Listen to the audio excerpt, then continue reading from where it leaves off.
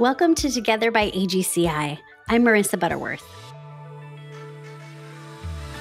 I am incredibly honored to have been able to chat with our guest today. He is a Nashville-based actor, comedian, vocalist, and the author of 2 books that you need to own, I Take My Coffee Black and A Door Made for Me. He is also talented, he is super smart, he loves Jesus, and he is an advocate for the most vulnerable people. And most importantly, he's my friend. His name is Tyler Merritt. He would never ever say so, but Tyler is kind of a big deal these days, and he has made a name for himself. And when I reached out and asked if he would be willing to maybe think about joining me on this podcast, I honestly thought that there would be no way that he could make it happen because he is really, really busy. But he made time for us to chat, and I am so honored that you're making time to listen to all that he has to share. I promise you, it's worth it. Well, hello, Tyler. Thank you so much for joining me today What's up, Marissa?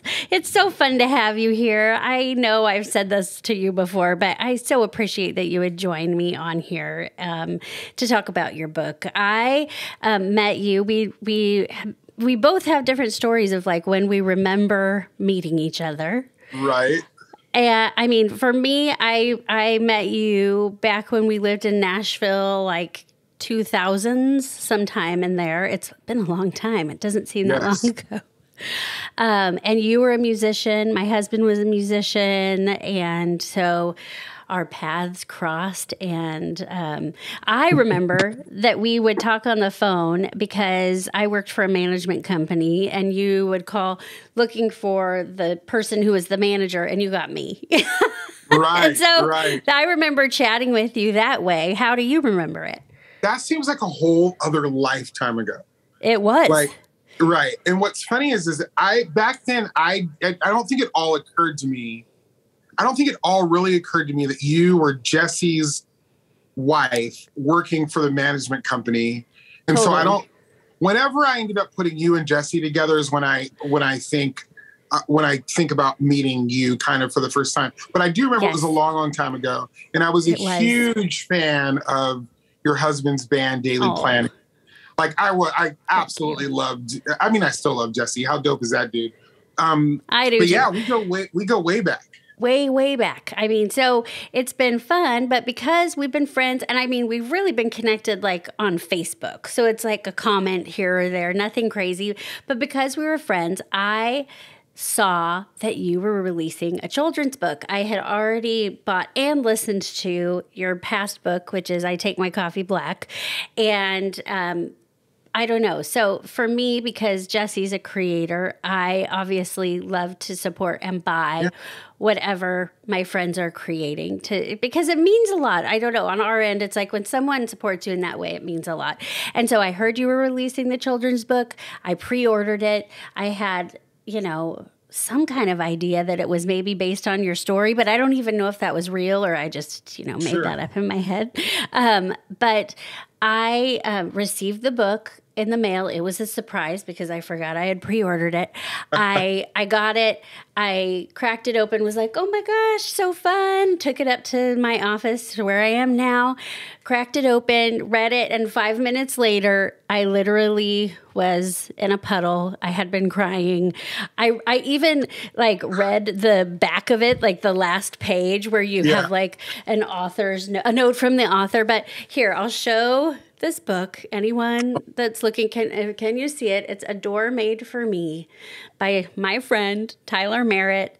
And it is beautiful, and I didn't expect to cry. It's poignant, and it is a book that I've now shared with my daughter, my family. I tell people about it. So for you to be on here, I'm your biggest fan. I think I've told you that too, just to be extra crazy. But it really means so much that you join and talk about your story and share with all of our listeners. Well, first let me say thank you for buying my kids' book. Thank you for listening or in reading I Take My Coffee Black too. Like I did both. I would say listen to it because, oh my gosh, it was so much fun to actually like hear you doing it and like reenacting things. I don't know. I love listening to audiobooks that are read by the author. So if anyone's out there like, I'd say buy it and listen to it. We tried to make the audiobook for I Take My Coffee Black really special. Have you heard the audiobook yet for A Door Made for Me? No, I haven't. Did you not know that I had one? I didn't know. I cannot I didn't even think of it. I can't believe I didn't tell you this. You will Okay, then I'll really bawl. The A Door Made for Me audiobook. In fact, School Library Journal just put out a review of the audiobook and they gave it a starred review. And when I came into publishing, I didn't understand how reviews like stars worked in publishing because I'm from a music background, right? So to me, the more stars, the more mics, the better. So I Take My Coffee Black also got a starred review. And I remember my publicist calling me and I was like, they only gave us 1 star. Like, I don't know. Hilarious. That doesn't sound good. I would be like panicking, but it's different. It's different in publishing. They were like, no, if you get a star, it's a big deal. And so just recently, someone sent me a screenshot. The School Library Journal had given the audiobook for A Door Made for Me a star review. And it's pretty special. I cannot wait for you to listen to it after we get off. That's what I'm doing next. Apparently, I'm listening. Well, I'm so excited. It's like I said, the book is entitled A Door Made for Me. I can't even talk. I'm so excited. Why did you this is your story. Why did you end up deciding to write it in this format for kids, for adults, whatever it looks like?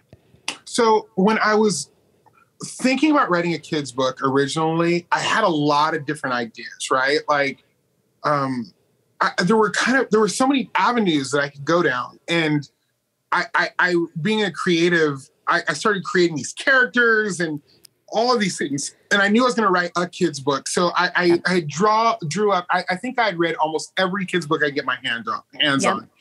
And every time that I started to go into like a direction of an idea of creating like kind of a fictitious world or a kind of story that may not be true, but might still connect to kids, I kept coming back to my own personal story. And so I really just pulled one of the stories out of I Take My Coffee Black and put it into like a kid's version in A Door Made for Me. And once I began doing that, which was basically just retelling a story that I knew so well, I found that I was super attached to it. Mm-hmm. And what I find with writing, with anything, whether it's songwriting or whether it's writing with a book, is that if I can connect myself to it in a way that feels true, honest, genuine, and meaningful, then the audience is going to feel that same way.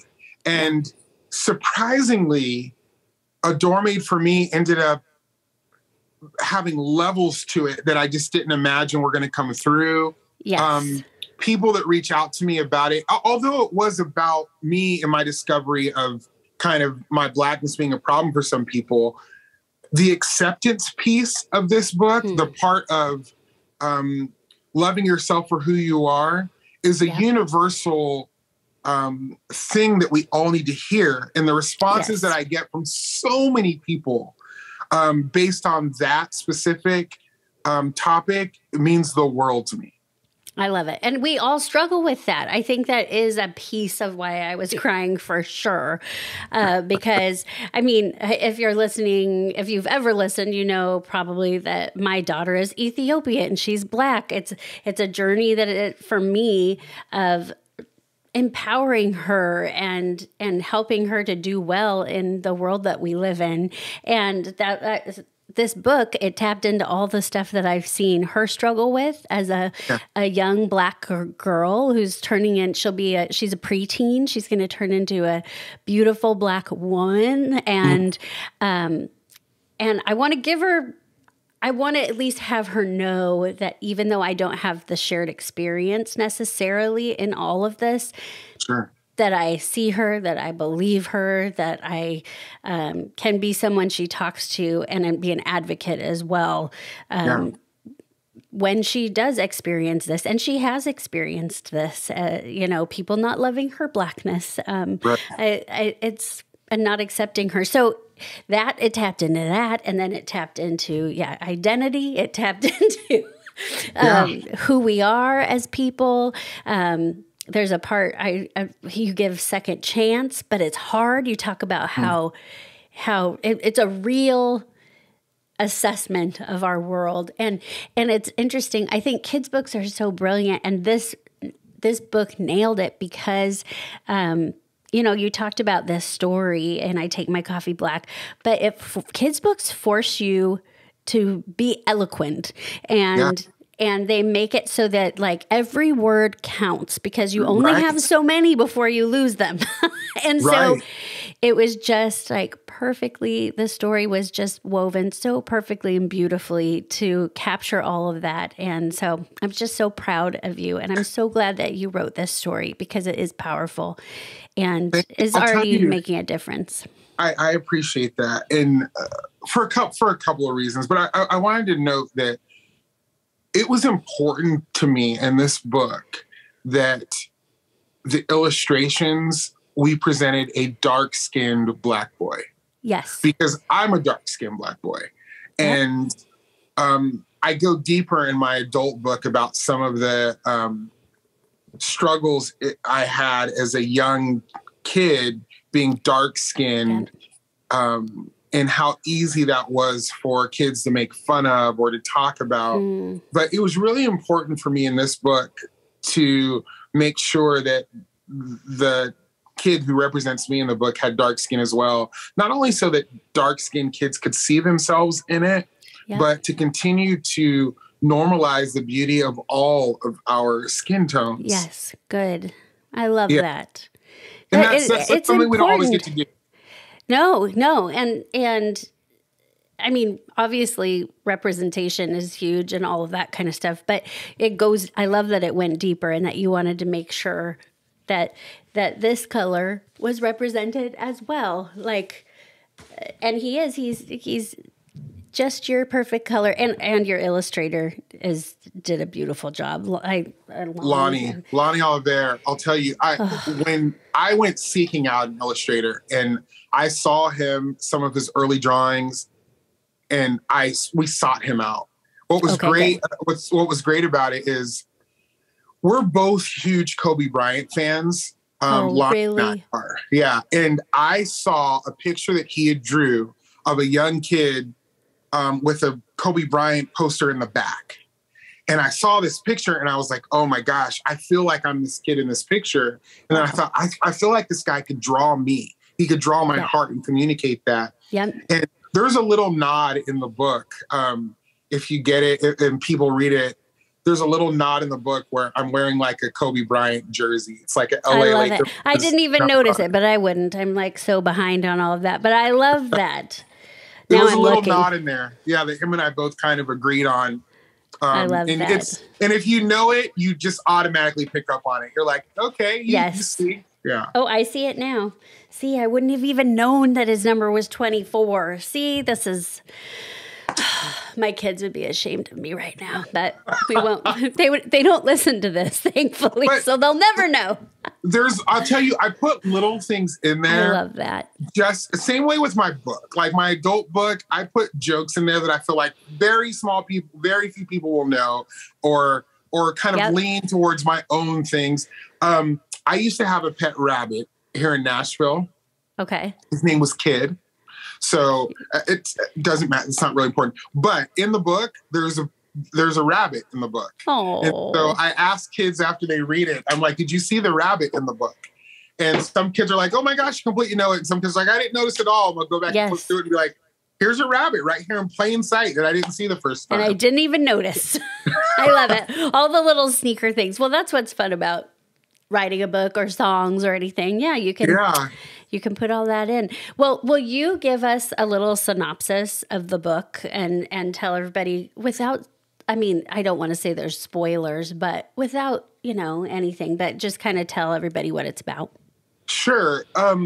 It's a true story, and I added in some elements, some just kind of universal elements as I tell the whole story because I had to translate it over into kind of kids speak. Yeah. But it's a story about when I was a kid and my mother took me out of town for the summer to go visit some friends. Really, in the adult book, we talk about going and visiting some friends of mine. So I translated her in the kids' book where we go and visit my grandparents. And I meet a young boy named Jack, a little white kid named Jack. And him and I hit it off, and we become friends pretty quickly. He teaches me how to fish, and one day we catch a ton of fish, and he wants to go and show all of his friends in the town all the fish that we caught. And this begins our journey of kind of going house to house and inviting his friends to come out and meeting some of their parents, and the experience that happens when we begin to go door to door, where in Jack's normal life, he's just, himself as a white kid in a pretty white part of town, in that country town, just going up to doors and just saying, hey, and he's never experienced taking me, a young Black boy, with him, and the whole experience that takes place from there. I think what the reader needs to know before they dive into it is that I think that we need to be truthful with our kids and honest with our kids.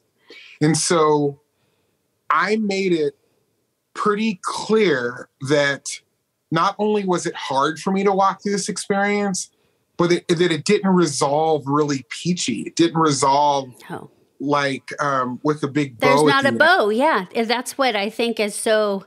It hits you so hard. It isn't just like a fairy tale ending of and then everything was fine. And Jack and I ended up being, the closest of friends. It isn't. And I love that you did that. Yeah. And so I wanted to make sure that I incorporated a little bit of history in it and a little bit of letting the reader and the child know that this feeling wasn't new, that a young Black boy discovering his Blackness and then it was going to be hard for some people wasn't new. So my grandmother and grandfather are in the book, and you get a little bit of a taste of my grandfather had gone through some of these same things before. Yeah. But now him and his wisdom, he figured out words to speak to me and to kind of get me through it. And it's in those words, and that comforting, and that love, and that recognition of everything's not always easy, that I think there's a common ground that we all end up experiencing through his words. Yes. Yeah, it's definitely a shared experience, but his words were so powerful, and we'll talk about that here in another few minutes. But he... whether it was really your grandfather that said that, I'm not sure, or not at some point in your life. So it was, because I'm like, can he be my grandpa? Can I have someone in my life that took what I'm assuming was painful and turned it into something beautiful? And there's a culmination of, you speak about your daughter, and I get even emotional thinking about it. Her road is different.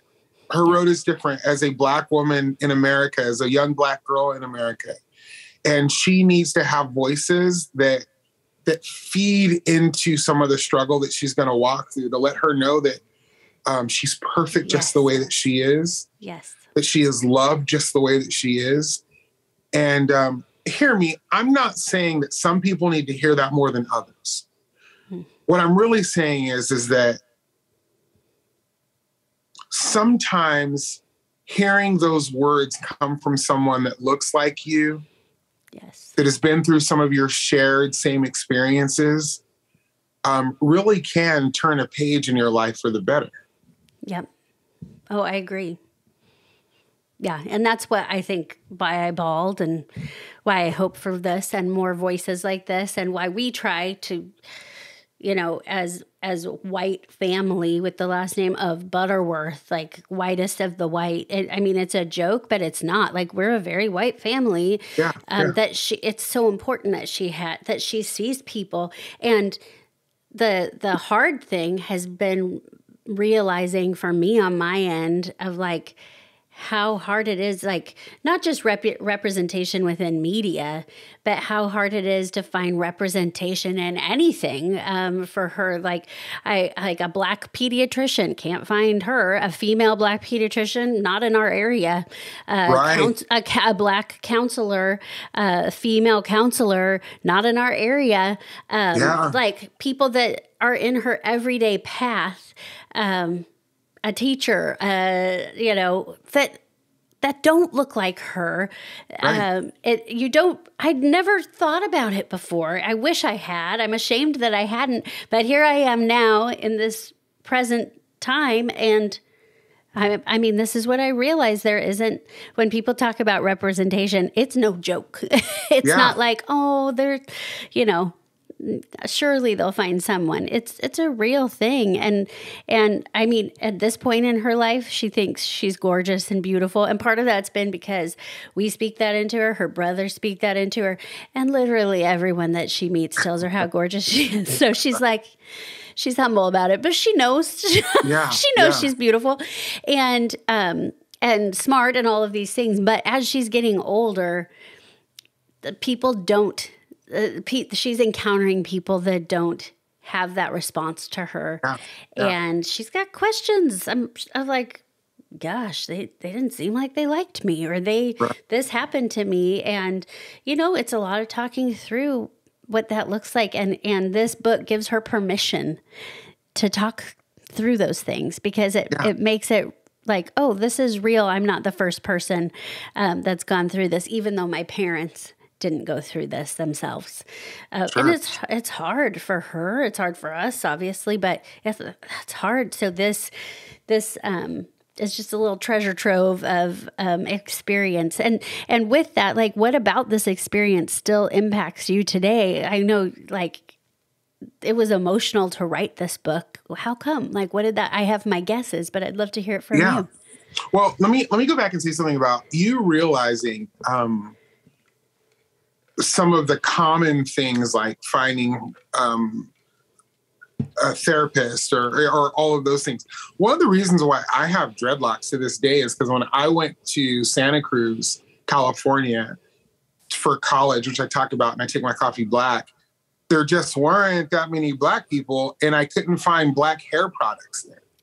Really? And so it's something that you don't think about. Yes, you don't think about that at all. You don't think about it, but there was a Kmart in my little town of Scotts Valley, and I went there the very first day trying to find black hair products, and I was like, there's nothing, like there's no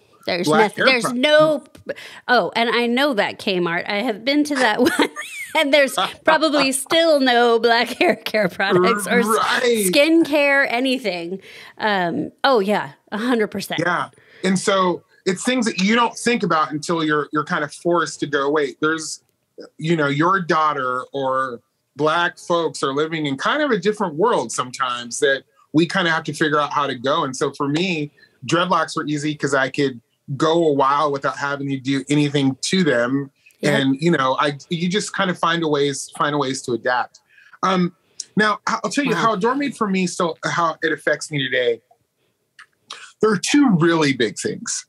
I'll tell you the first, the part that affects me that's challenging is that I'm realizing the story that I told as a child, that I discovered as a child, is still happening today. Yeah. Where there are still moments where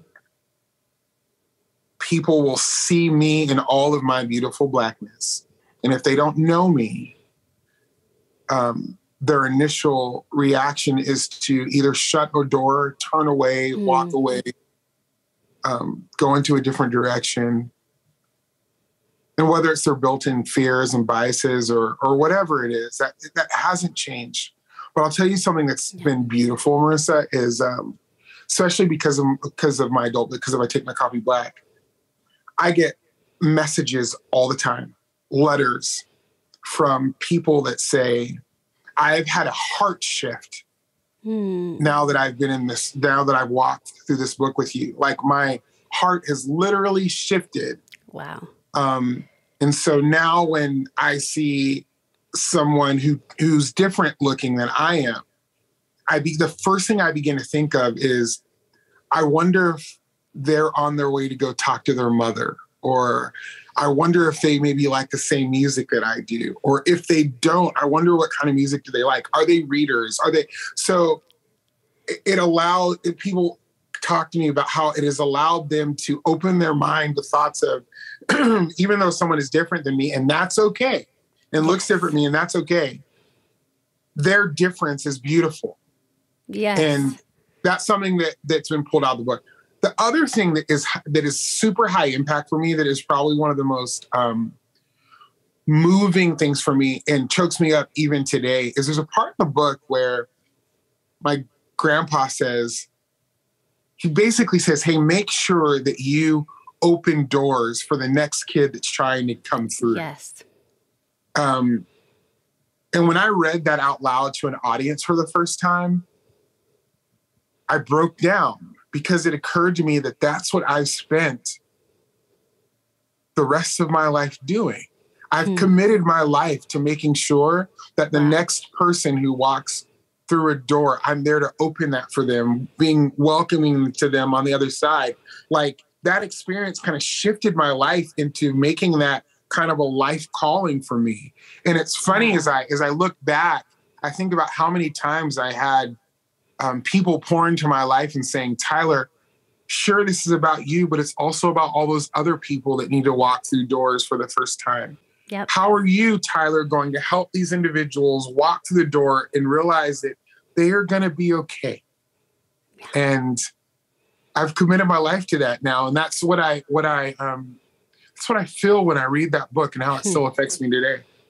I love it. And what a crazy legacy for your grandfather to have gifted you and left you that idea, instead of, I mean, he could have very easily and rightfully so taken it on a negative end as well, and taken it somewhere else. It shows that he did some of the work himself, and he passed on that mindset to you. And it's just, it's powerful.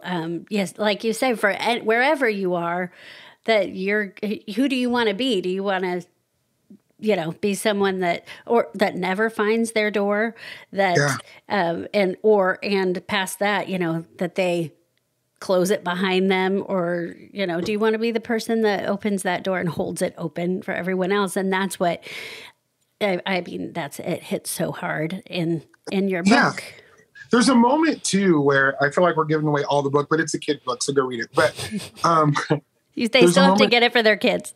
Yeah, you still have to get it for your kids. There's a moment where Grandpa, in all of his wisdom, which is just wisdom pulled from so many people in my life, he understands that I'm so hurt, that I at that age didn't have the kind of grace and or patience yet to realize that Jack may come around one day. And so he encourages me and says, hey, Jack is still learning.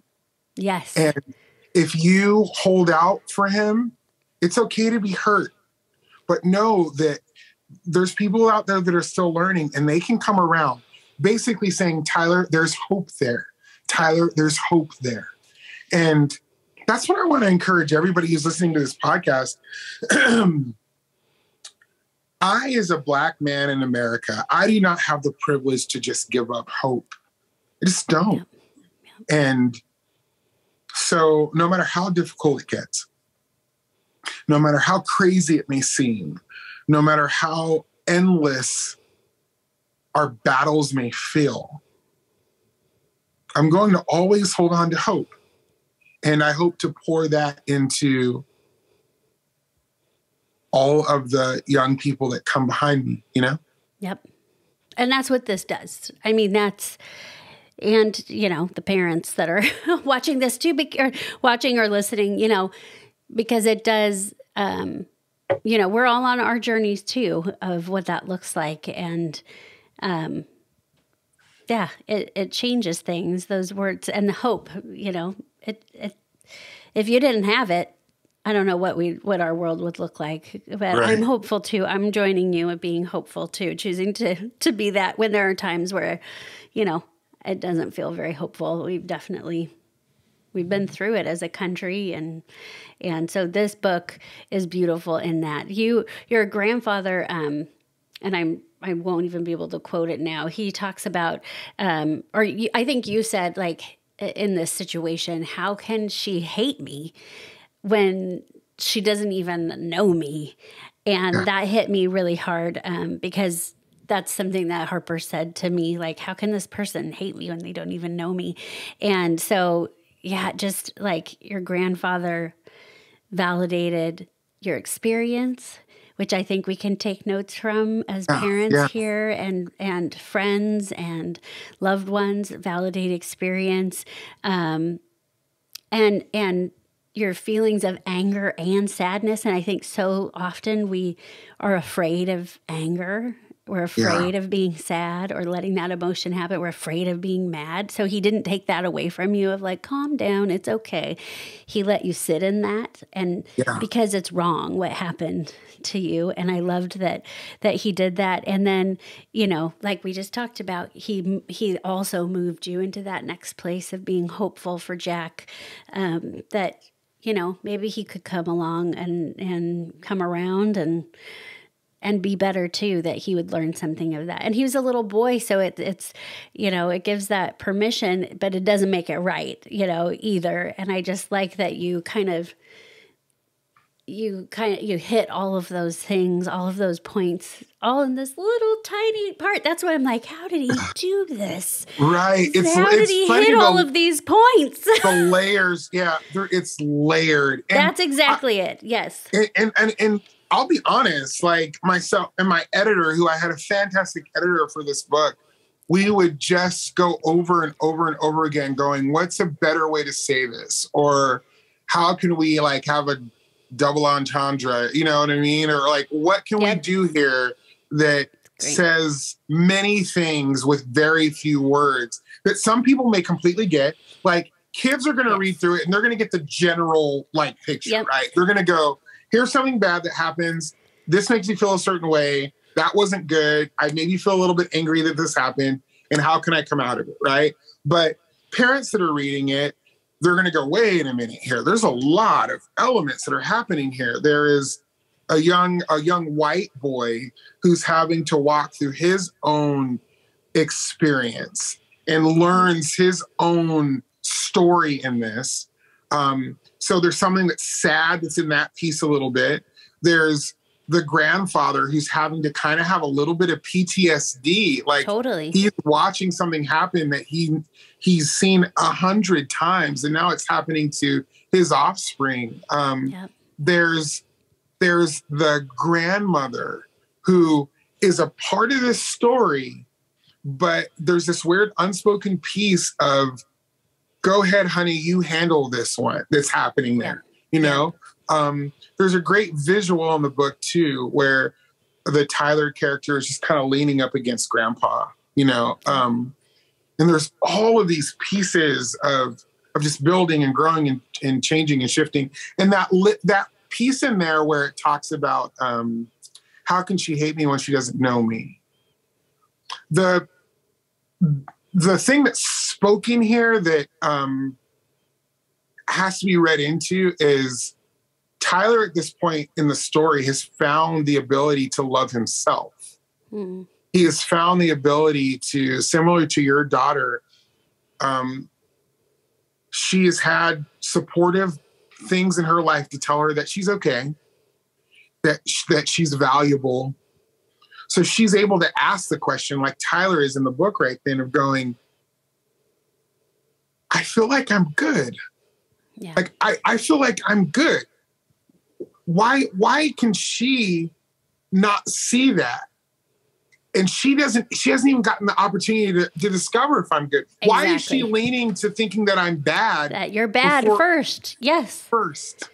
Yeah. And why would I mean, that's the like interesting part of like her brokenness of, that she went there first. I think, especially with that kid, like it just, every time I'm like, golly, like how messed up are we all? And I feel like I've been that messed up person before too. Like in all honesty, talking about it of like, I'm on this journey too. I never thought of myself as struggling with any of that. I always thought, oh gosh, I'm friends with anybody and everybody. And, after we brought baby Harper home, that was my first like realization of, oh gosh, like I am that person too, as much as she, I read about her and my first reaction is always like, oh gosh, it's like with anything, like, gosh, like you hear a sermon on Sunday and you think of the person next to you, and then you realize like, oh crap, this is for me. this is for me. And I had that like kind of reaction too of like, oh crap, this is for me. I do this too. And I've made these assumptions about people too. And so it's a challenge as well, at least for me of being better and looking at people differently. And it was a beautiful challenge, not like a shaming challenge. So I appreciate that. Cause I get the shaming stuff too.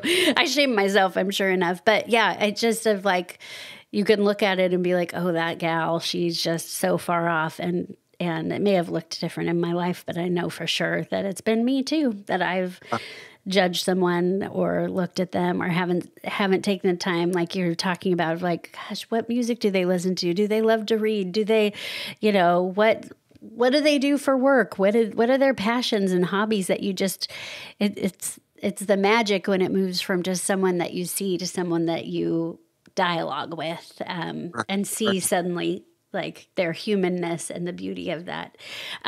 So you were talking about your grandfather, and I love the like imagery of when you were like leaning up against him and he's like this pillar for you of someone who can speak that truth into your life. I hope to be that for my daughter. But again, like I've mentioned, obviously I'm white and it looks different. And you talk about your grandpa with like his PTSD of like, he's lived this himself and how painful it is to then also this many years later see your grandson going through it.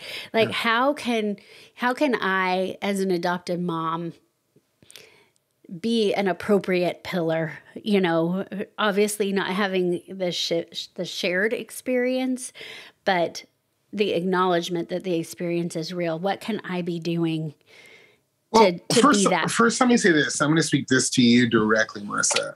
You need to know that you are qualified to do all of the things that you so hope that you're doing. When you say, I hope to be able to do that, you are doing that. Thank you. That's exactly. Well, darn, Tyler, now you're going to make me cry on this. I'm like, ooh, my news. Do you do that when you're going to cry? That's my whole point. Tyler making girls cry since 1976. But really, though. Thank you. You're always going to be beautiful to your daughter. You're always going to be.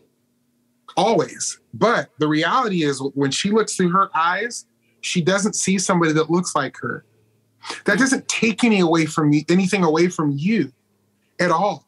That doesn't mean that you're less than. It doesn't mean that you were wrong by not having somebody immediately in front of her that she saw beautiful. That means that you are beautiful. You are what she sees.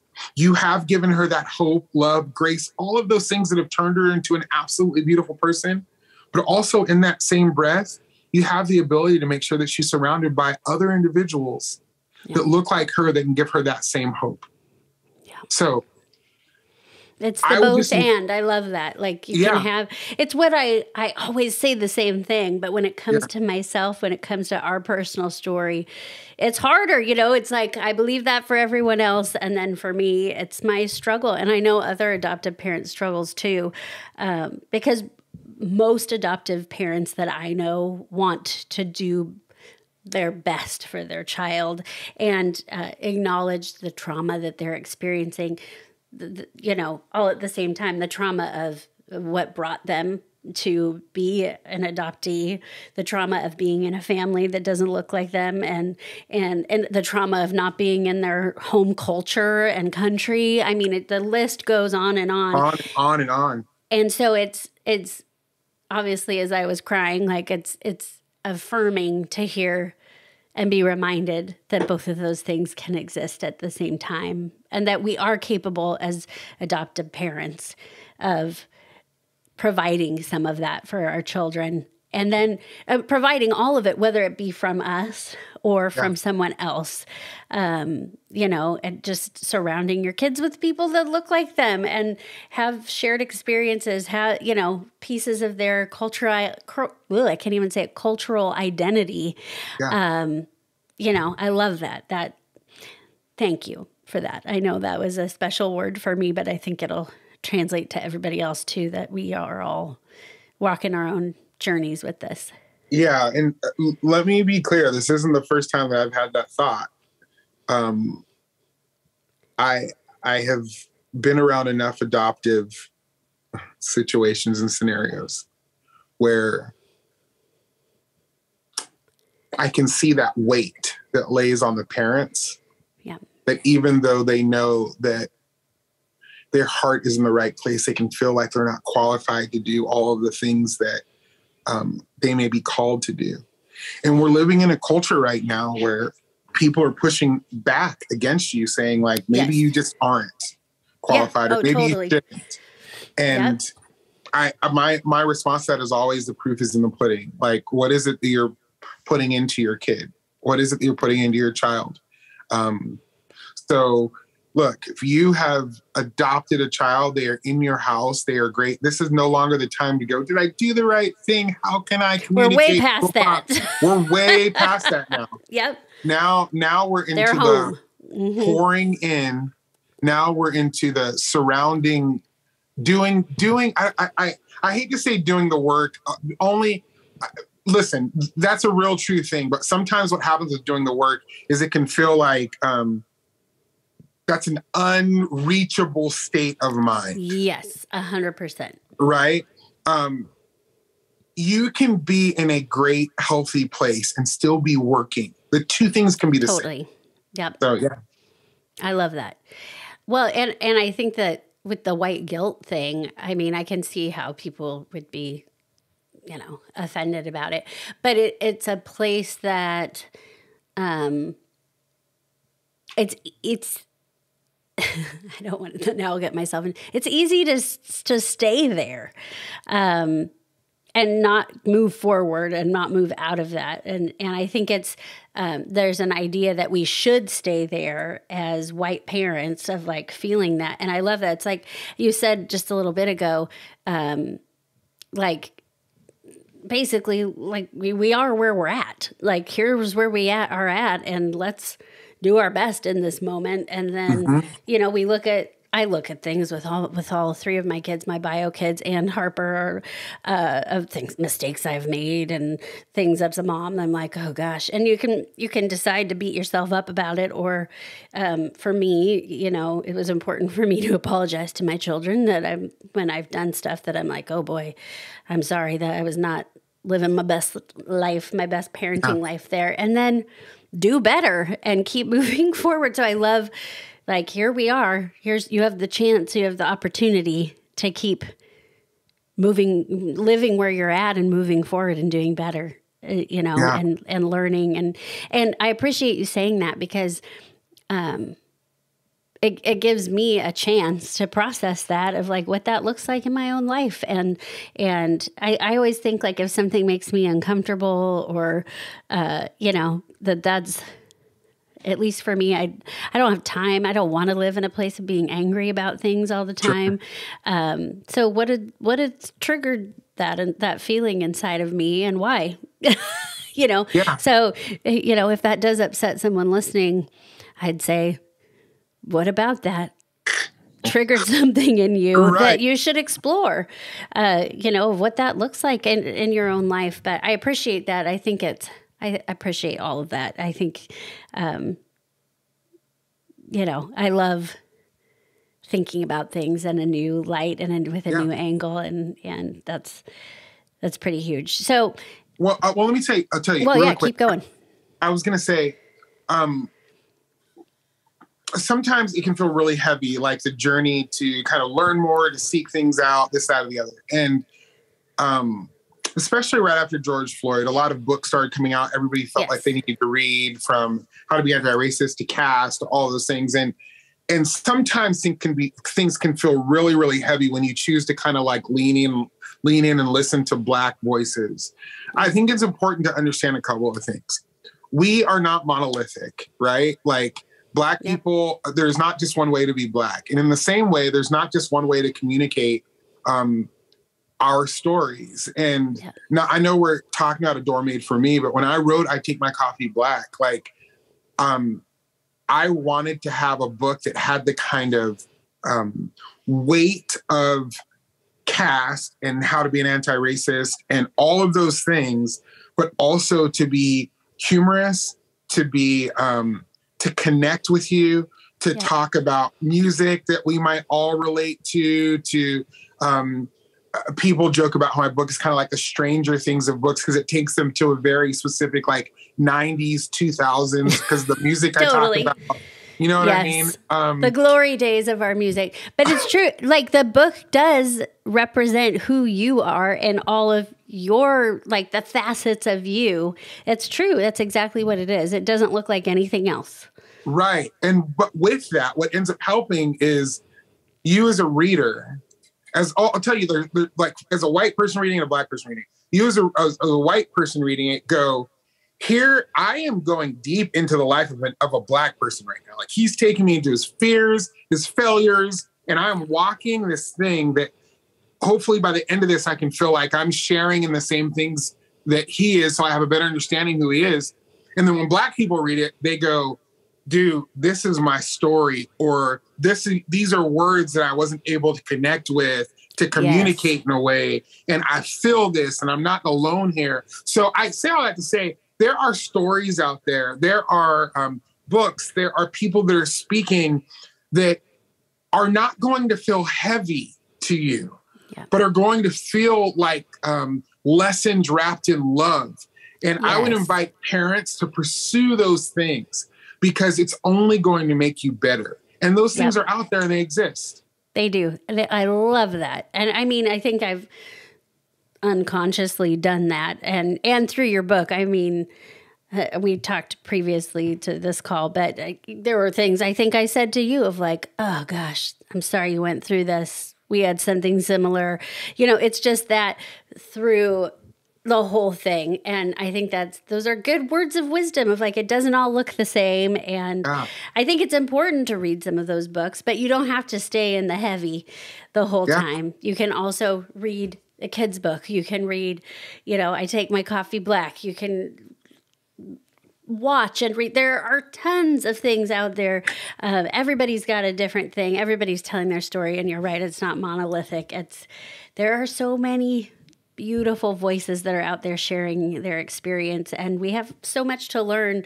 And I think that's like the best advice in general with everything. And that's what you preach and what you live out. And these books highlight that. So we talked about doors being open. I want to wrap this up with what are ways that we can all hold a door open for people that might not always be invited in? Like, what have you learned? Share a little bit of your experience and what that's looked like. We're about 4 days off of Martin Luther King Jr. Day. Yep. And I was a guest on Sirius XM show on that day on Monday on Urban View, my friend Karen Hunter, and we were talking about MLK in a really deep way. We were talking about the last book that he wrote called Where Do We Go From Here?